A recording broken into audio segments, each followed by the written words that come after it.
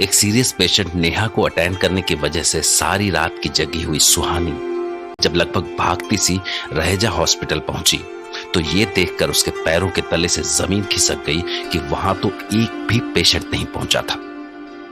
तभी वहां तेज का फ्रेंड पहुंच गया, जिसने मुस्कुराते हुए सुहानी को बताया कि तेज ने उसके पेशेंट्स के सारे स्लॉट्स खरीद लिए, क्योंकि उसे लगता है कि सुहानी को इस उम्र में इतना सारा काम नहीं करना चाहिए।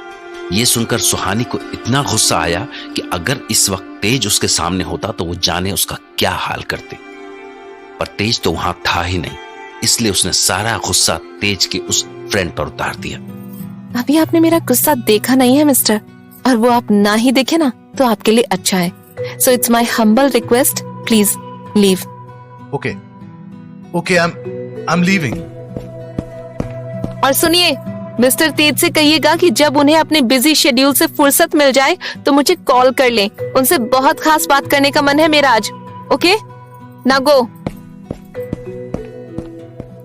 ओह गॉड गॉड, ये तेज पागल कर देगा मुझे। आखिर ये ऐसे क्यों घुसा जा रहा है मेरी लाइफ में? एक मिनट का भी चैन नहीं लेने देता। कितना घिसा पिटा आइडिया। शराबी फिल्म में अमिताभ बच्चन जया प्रदा के शो के सारे टिकट्स खरीद लेता है ना, वही। But one thing for sure, Jaya Prada ने तो सिर्फ जलील करके छोड़ दिया था अमिताभ बच्चन को। मैं नहीं छोड़ूंगी इस तेज को। जी कर रहा है कि मुंह तोड़ दूं इसका, पर जाने उसके सामने जाते ही क्या हो जाता है मुझे। ठीक है, सामने जाऊंगी नहीं, फोन लगाती हूँ।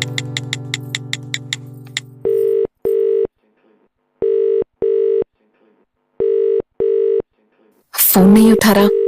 ऐसी हरकत की है ना उसने कि मेरा कॉल देखते डर गया होगा। नहीं यार, उसमें तो इमोशंस जैसा कुछ है ही नहीं, तो वो क्यों डरेगा? बस मुझ में ही भरे पड़े हैं सारी दुनिया भर के इमोशंस। कभी डर जाती हूँ, कभी रोना आता है, कभी गुस्सा, कभी फालतू का, क्योंकि कुछ होता हुआ तो है नहीं मुझसे। बस बिना डंक की मधुमक्खी की तरह भिनभिनाती रहती हूँ अपने आप में ही बस। पर फिर क्यों नहीं उठाई हो किसने मेरी कॉल? बिजी होगा।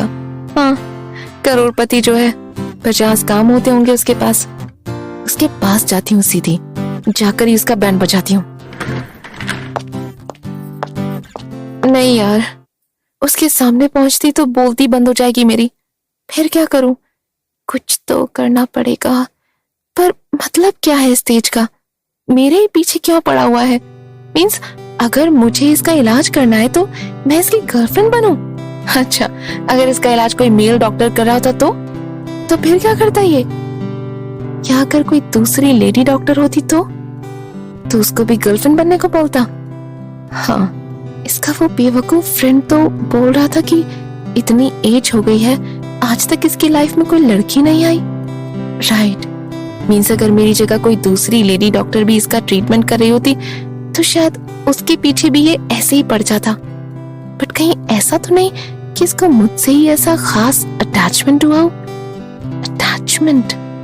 अटैचमेंट होता तो ऐसी हरकतें करता ही मेरे साथ। ओह गॉड, जया मैम क्या सोचेंगी इस सब के बारे में? उन्होंने खुद इस सेशन के लिए मेरा नाम रेकमेंड किया था।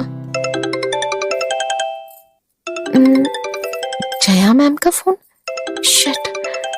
हाय मैम, हाउ आर यू? मैं तो ठीक हूँ, but you tell what's happening? पता नहीं मैम क्या हो रहा है, मुझे तो कुछ समझ में ही नहीं आ रहा।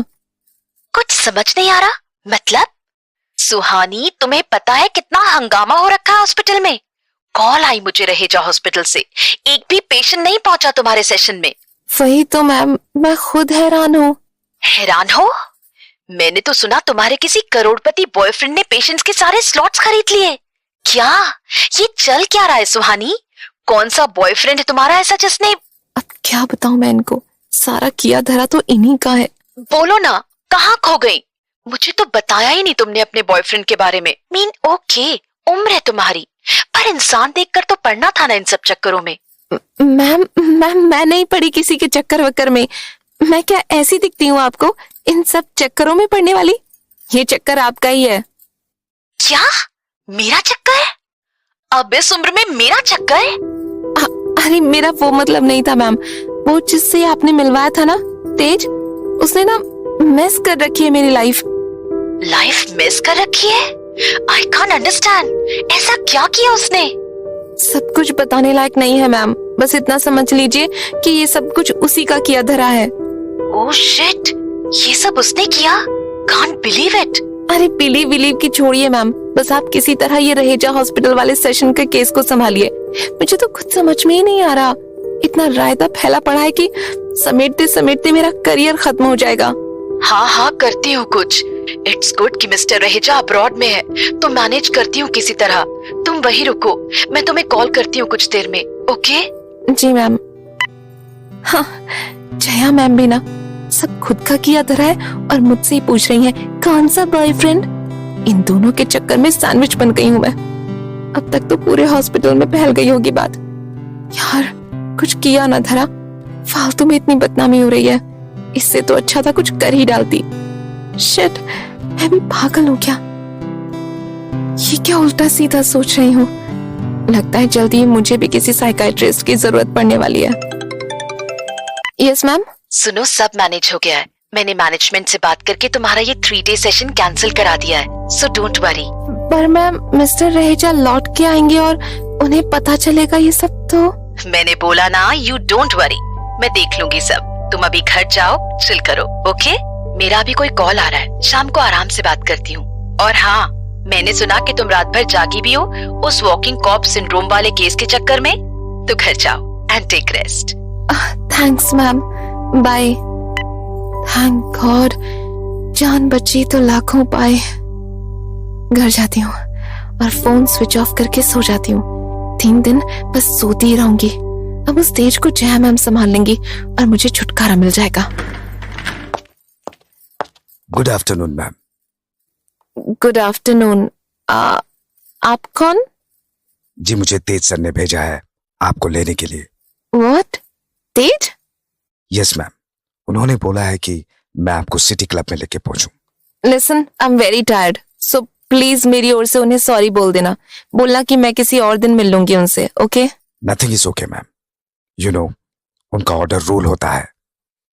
सो I beg you, please please मेरे साथ चलिए, मेरी जॉब चली जाएगी। गॉड, ये तेज खुद को समझता क्या है? भगवान है क्या? इसके आसपास जितने लोग हैं इससे ऐसे ही डरते हैं क्या? अब कुछ नहीं होगा, मैं मना कर रही हूँ ना जाने के लिए, तो वो तुम पर थोड़ा बहुत गुस्सा होंगे बस। प्लीज, वो गुस्सा नहीं होते मैम। इनफैक्ट उन्हें आज तक किसी ने गुस्सा होते देखा नहीं है। He just fires. I have a family ma'am and 2 little kids. ये इंसान ना, इसको तो किसी सुनसान आइलैंड पर रहना चाहिए था जहाँ सिर्फ इसके रूल्स चलते, बल्कि किसी अलग प्लेनेट पर रहना चाहिए था इसको। ठीक है, चलिए।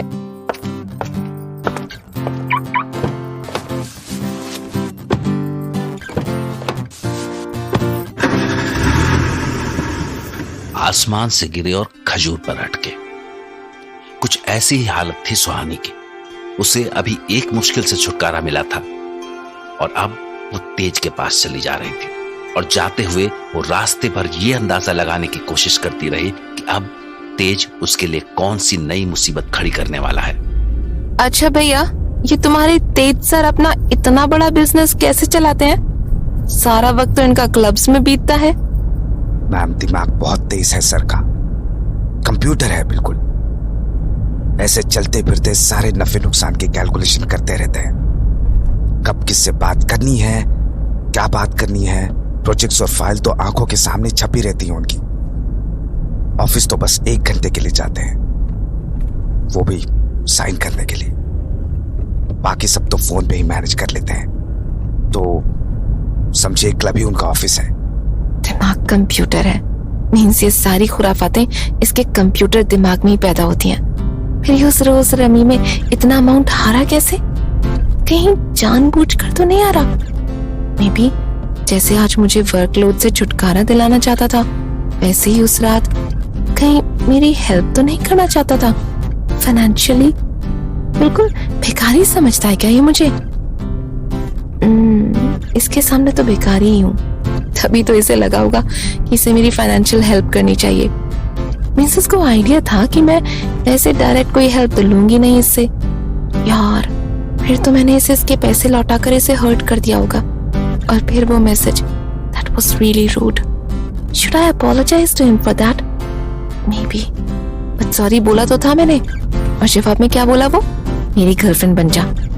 चलो एक बार और बोल देती हूँ सॉरी, किस्सा खत्म हो जाएगा। और फिर जया मैम से भी सॉरी बोल दूंगी कि अपना ये केस वो खुद ही संभाले, मुझसे नहीं होगा बाबा।